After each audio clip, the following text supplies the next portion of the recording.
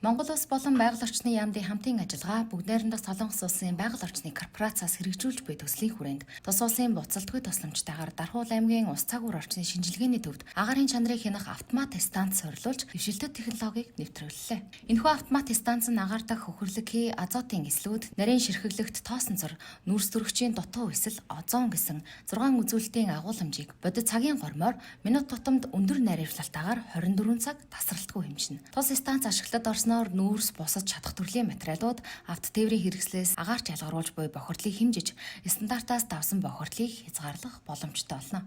Энэ нь орон нутгийн байгаль орчны төлөв байдлыг хянах, иргэдийн аюулгүй орчинд амьдрах нөхцөлийг бүрдүүлэхэд чухал алхам болж байна.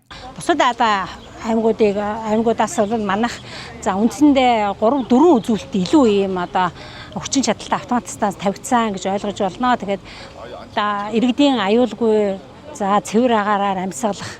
Энэ орчны бохирдлоор нь ямар байгааг тасралтгүй хэмждэг ийм багж тавигдсанараа бол бид иргэдийгээ ялангуяа өвлийн уйлралд нүүрсний галгаа эхэлсэн ийм үед бол агаар маш их бохирдолтой байдаг. Энэ үед бид нар бол иргэдийгээ бүр 24 цагийн мэдээлэлээр тасралтгүй та ийм агаараар амьсгалж байна гэдгийг мэдээлэхийн бүрэн боломжтой. Өмнө нь бидний хэмжилтийн цэг маань бол ерөөсөө л хоногт 3 давтамжтай 60 минутаар хэмждэг байсан бол одоо энэ 24 цагаар хэмжээд ингээд явж байна. Тэгэхээр цаашдаа бол агарын бохирдлыг бууруулах чиглэлээр олон арга хэмжээ авахд энэ мэдээлэл станцын мэдээлэл бол маш их үнэтэй юм мэдээлэл болно гэдэг бид хувьдаа бол бас итгэж байгаа. Тэгээд ингээд цаашдаа солонгосын хөрөнгө оруулалтаар өшөө олон төсөл арга хэмжээнүүд бол бас хэрэгжихээр байгаа.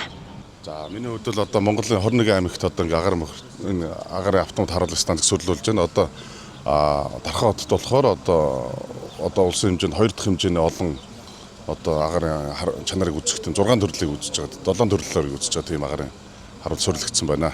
За тэгэд уг агарын харуулаас гарч байгаа мэдээлэлээр дамжуулан Дархан аймгийн иргэдийн цаашаа эрүүл орчинд амьдруулах бодлого болон түүнийг зориулсан бодлого хууль дүрм ингээ гарахад манай уг төслийн суурь болж өгөхөд найдаж байна гэж. Тийм Монгол болон Солонгос улсын 2 байгаль орчны яамны хооронд хамтын ажиллагааны хүрээнд 5 жилийн хугацаанд үргэлжлээд өнөөдөр ингээд төсөл нь хэрэгжээд явж байна. Нийт төслийн хэмжээ нь бол тэрбум вон ингээд төсөвтэй тийм гэж ажил хэрэгжүүлээ явж байгаа. Дархуул аймгийн ус цагуур орчны шинжилгээний төв нь 1984 онд анх агро цагуурын Дархан станц нэртэйгээр байгуулагдаж байсан төвхтэй. Ийхүү өнөөдөр 40 жилийн дараа агарын чанарыг хянах бүрэн автомат станцтай болж байгаа нь орон нутаг төдийгүй Монгол улсын ус цагуур орчны шинжилгээний салбарт төв хүмүүж тохиож байна.